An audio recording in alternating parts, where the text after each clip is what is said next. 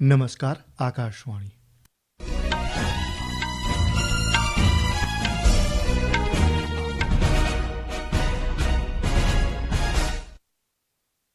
સમાચાર પ્રવેશ અડિયેચા વાંચે છે. મુખ્ય સમાચાર. પ્રધાનમંત્રી નરેન્દ્ર મોદીએ આફ્રિકન સંઘના ઔદ્યોગિકરણના લક્ષ્યો માટે ભારતના મજબૂત સમર્થનનો પુનરોચ્ચાર કર્યો. પ્રધાનમંત્રી મોદી 5 દેશના પ્રવાસ પૂર્ણ કરીને સ્વદેશ પરત આવ્યા. કેન્દ્રીય ગૃહમંત્રી અમિત શાહ આજે રાંચીમાં પૂર્વીય ક્ષેત્રીય પરિષદની 27મી બેઠકની અધ્યક્ષતા કરશે. કેન્દ્રીય નાણામંત્રી નિર્મલા સીતારમણે જણાવ્યું, બિન બેન્કિંગ નાણાકીય કંપનીઓ એનબીએફસીની લોન વસૂલાત વ્યવસ્થા વાજબી અને સહાનુભૂતિપૂર્ણ હોવી જોઈએ. ક્રિકેટમાં ભારત અને યજમાન ઇંગ્લેન્ડ વચ્ચે આજે લોર્ડ્સ ખાતે ત્રીજી ટેસ્ટનો પ્રારંભ થશે. સમાચાર વિગતવાર. પ્રધાનમંત્રી નરેન્દ્ર મોદીએ કહ્યું છે કે આફ્રિકાને માત્ર કાચા તેલના સ્ત્રોત તરીકે ન જોવું જોઈએ, પરંતુ એક એવા ખંડ તરીકે જોવું જોઈએ જેણે મૂલ્ય સર્જન અને ટકાઉ વિકાસમાં આગેવાની લેવી જોઈએ. નામીબિયાને સંસદને સંબોધતા શ્રી મોદીએ આફ્રિકન સંઘના એજન્ડા 2063, ખાસ કરીને તેના ઔદ્યોગિકરણના લક્ષ્યો માટે ભારતના મજબૂત સમર્થનનો પુનરોચ્ચાર કર્યો હતો. તેમણે સંરક્ષણ અને સુરક્ષા જેવા મુખ્ય ક્ષેત્રોમાં સહયોગ વધારવા માટે ભારતની પ્રતિબદ્ધતાની પુષ્ટિ કરી હતી. પ્રધાનમંત્રી નરેન્દ્ર મોદી ઘાના, ત્રિનિદાદ અને ટોબેગો, આર્જેન્ટિના, બ્રાઝિલ અને નામીબિયાના 5 દેશની મુલાકાત બાદ આજે નવી દિલ્હી પરત આવ્યા છે.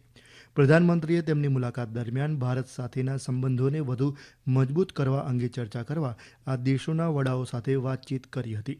શ્રી મોદીએ બ્રાઝિલના રિયો ડી જાનેરોમાં યોજાયેલા બ્રિક્સ શિખર સંમેલનમાં પણ હાજરી આપી હતી.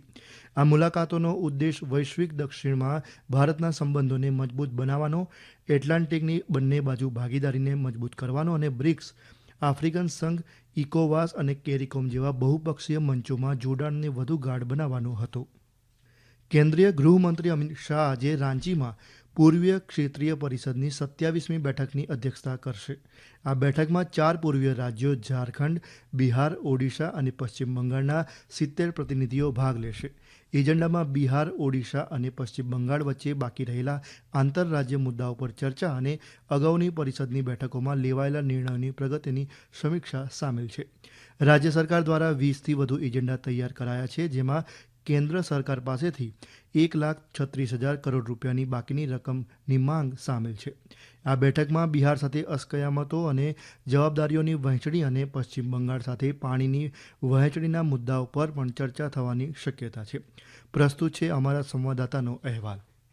बैठक में फास्ट ट्रैक विशेष अदालतों की स्थापना सहित विभिन्न मुद्दों पर चर्चा होगी. प्रत्येक गांव में बैंकिंग सुविधाएं उपलब्ध कराने और आपातकालीन प्रतिक्रिया सहायता प्रणाली को लागू करने पर भी चर्चा होगी. शिक्षा, स्वास्थ्य, बिजली, शहरी नियोजन और सहकारी प्रणाली जैसे क्षेत्रों को मजबूत करने पर चर्चा के लिए राज्य सरकार द्वारा 20 से अधिक एजेंडे तैयार किए गए हैं. बैठक में बिहार के साथ परिसंपत्ति और देनदारी के बंटवारे तथा पश्चिम बंगाल के जल बंटवारे के मुद्दों पर भी चर्चा होने की संभावना है. शिल्पी, आकाशवाणी समाचार, रांची. 7,307 યાત્રાળુઓનો વધુ એક સમૂહ જમ્મુના ભગવતીનગર યાત્રી નિવાસ આધાર શિબિરથી આજે વહેલી સવારે અમરનાથ ગુફા તરફ રવાના થયું છે. આમાંથી 3,081 યાત્રાળુઓ બાલતાલથી, જ્યારે 4,226 યાત્રાળુઓ પહેલગામથી રવાના થયા હતા, જેમાં 5,534 પુરુષો, 1,586 મહિલાઓ, 25 બાળકો, 138 સાધુ અને 24 સાધ્વીનો સમાવેશ થાય છે. દરમિયાન ગઈકાલે આશરે 17,000 યાત્રાળુઓએ અમરનાથ ગુફાના દર્શન કર્યા હતા. આ સાથે આ વર્ષે પવિત્ર ગુફાના દર્શન કરનારા ભાવિકોની સંખ્યા વધીને 1,28,000 થઈ છે. કેન્દ્રીય નાણામંત્રી નિર્મલા સીતારમણે જણાવ્યું, બિન બેન્કિંગ નાણાકીય કંપનીઓ એનબીએફસીની લોન વસૂલાત વ્યવસ્થા વાજબી, સહાનુભૂતિપૂર્ણ અને આદરપૂર્ણ રીતે હાથ ધરવામાં આવવી જોઈએ અને ભારતીય રિઝર્વ બેન્કની વાજબી પ્રણાલી સંહિતા સાથે ચુસ્ત રીતે સુસંગત હોવી જોઈએ. નવી દિલ્હીમાં એનબીએફસી પરિસંવાદ 2025ને સંબોધતા તેમણે જણાવ્યું, નાણાકીય સમાવેશનો ઉપયોગ નાણાકીય શોષણ માટેના બહાના તરીકે ન કરી શકાય. તેમણે ઉમેર્યું, ધિરાણ ગ્રાહકોની વાસ્તવિક જરૂરિયાતો અને પુનઃ ચૂકવણી ક્ષમતા પર આધારિત હોવું જોઈએ. સુશ્રી સીતારમણે નોંધ્યું કે લોનનું આક્રમક રીતે માર્કેટિંગ ન કરવું જોઈએ અને વ્યક્તિ પર લોન લેવાનું દબાણ ન કરવું જોઈએ તથા વ્યાજ દરો વાજબી હોવા જોઈએ. આ સમાચાર આપ આકાશવાણી પરથી સાંભળી રહ્યા છો. આ સમાચારનું જીવંત પ્રસારણ આપ અમારી YouTube channel EIR news Gujarat પર પણ સાંભળી શકશો. વધુ સમાચાર માટે અમારી વેબસાઇટ news.eir.gov.in/gu અને અમારા એક્સ હેન્ડલ EIR_news_ABAD ને ફોલો કરશો. વાણિજ્ય મંત્રી પિયુષ ગોયલે ગુરુવારે જણાવ્યું હતું કે તેમણે મલેશિયાના રોકાણ, વેપાર અને ઉદ્યોગ મંત્રી ઝફરુલ અઝીઝ સાથે ફળદાયી બેઠક યોજી હતી, જેમાં તેમણે આસિયાન ભારત વેપાર ઇન ગુડ્સ એગ્રીમેન્ટની ચાલી રહેલી સમીક્ષા અંગે ચર્ચા કરી. શ્રી ગોયલે એક્સ પર સંદેશમાં જણાવ્યું, તેઓ વાજબી વેપાર અને સંતુલિત વિકાસ સુનિશ્ચિત કરવા આસિયાન સભ્ય દેશો સાથે ઝડપી ચર્ચા કરવા માટે આતુર છે. મંત્રીએ વધુમાં જણાવ્યું કે અમે બંને દેશ વચ્ચે વ્યાપક આર્થિક સહયોગ સમજૂતી પર પણ ચર્ચા કરી હતી. પ્રધાનમંત્રી નરેન્દ્ર મોદી આ અઠવાડિયે બ્રાઝિલના રિયો ડી જાનેરોમાં યોજાયેલા બ્રિક્સ શિખર સંમેલન દરમિયાન મલેશિયાના પ્રધાનમંત્રી અનવર બિન ઇબ્રાહીમને પણ મળ્યા હતા અને આસિયાન ભારત મુક્ત વેપાર સમજૂતીની સમીક્ષા પર ચર્ચા કરી હતી. ભારતીય હવામાન વિભાગે આગામી 3 દિવસ માટે મધ્યપ્રદેશ, છત્તીસગઢ અને વિદર્ભમાં ગાજવીજ સાથે ભારે વરસાદનું ઓરેન્જ એલર્ટ જારી કર્યું છે. આગામી 15 જુલાઈ સુધી ઉત્તર અને પૂર્વના રાજ્યોમાં મધ્યમથી ભારે વરસાદની સંભાવના છે. આજે આસામ, મેઘાલય, નાગાલેન્ડ, મણિપુર, મિઝોરમ અને ત્રિપુરામાં ભારે વરસાદની સંભાવના છે.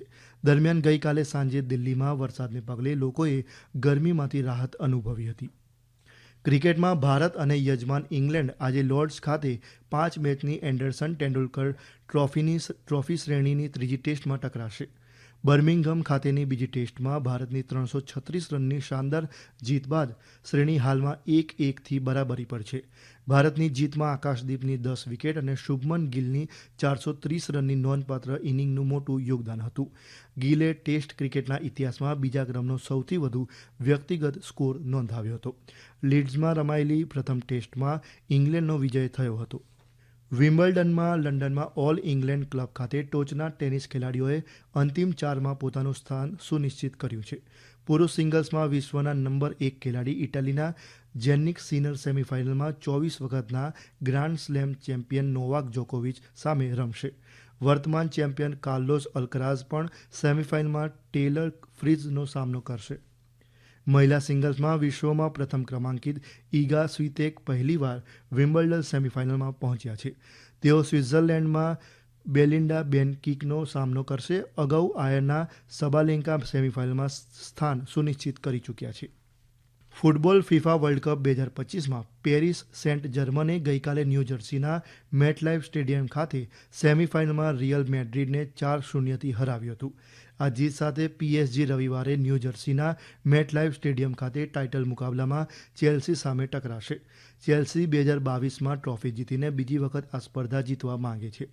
બીજી તરફ PSG પ્રથમ વખત આ સ્પર્ધા રમી રહી છે અને પોતાની પહેલી મેચમાં ટાઇટલ સુરક્ષિત કરી શકે છે. અમેરિકાના ટેક્સાસમાં પૂર સંબંધિત ઘટનાઓમાં મૃત્યુઆંક વધીને 120 થયો છે. કેર કાઉન્ટીમાં 150થી વધુ લોકો હજી પણ ગુમ હોવાના અહેવાલ છે. નાસાએ ટેક્સાસમાં ચાલી રહેલી બચાવ કામગીરીમાં મદદ માટે 2 વિમાન તહેનાત કર્યા છે. આજે સવારે રાષ્ટ્રીય રાજધાની ક્ષેત્ર દિલ્હી NCRમાં 4.4ની તીવ્રતાનો ભૂકંપનો આંચકો અનુભવાયો. નેશનલ સેન્ટર ઓફ સિસ્મોલોજી મુજબ ભૂકંપનું કેન્દ્ર હરિયાણાના ઝજ્જરમાં નોંધાયું હતું. અંતમાં મુખ્ય સમાચાર ફરી એકવાર. પ્રધાનમંત્રી નરેન્દ્ર મોદીએ આફ્રિકન સંઘના ઔદ્યોગિકરણના લક્ષ્યો માટે ભારતના મજબૂત સમર્થનનો પુનરોચ્ચાર કર્યો. પ્રધાનમંત્રી મોદી 5 દેશના પ્રવાસ પૂર્ણ કરીને સ્વદેશ પરત આવ્યા. કેન્દ્રીય ગૃહમંત્રી અમિત શાહ આજે રાંચીમાં પૂર્વીય ક્ષેત્રીય પરિષદની 27મી બેઠકની અધ્યક્ષતા કરશે. કેન્દ્રીય નાણામંત્રી નિર્મલા સીતારમણે જણાવ્યું, બિન બેન્કિંગ નાણાકીય કંપનીઓ NBFCની લોન વસૂલાત વ્યવસ્થા વાજબી અને સહાનુભૂતિપૂર્ણ હોવી જોઈએ. ક્રિકેટમાં ભારત અને યજમાન ઇંગ્લેન્ડ વચ્ચે આજે લોર્ડ્સ ખાતે ત્રીજી ટેસ્ટનો પ્રારંભ થશે. આ સાથે જ આકાશવાણી પરથી સમાચાર પૂરા થયા. હવે પછી આપ બપોરે 2:30 વાગે પ્રાદેશિક સમાચાર સાંભળી શકશો. નમસ્કાર.